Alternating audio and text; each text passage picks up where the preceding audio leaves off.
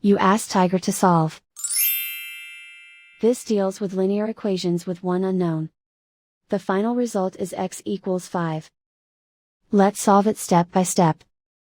Group all constants on the right side of the equation. Subtract 9 from both sides.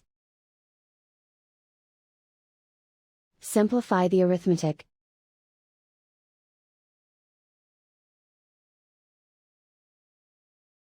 Isolate the x. Divide both sides by 4. Simplify the fraction. Find the greatest common factor of the numerator and denominator. Factor out and cancel the greatest common factor. And so the final result is x equals 5.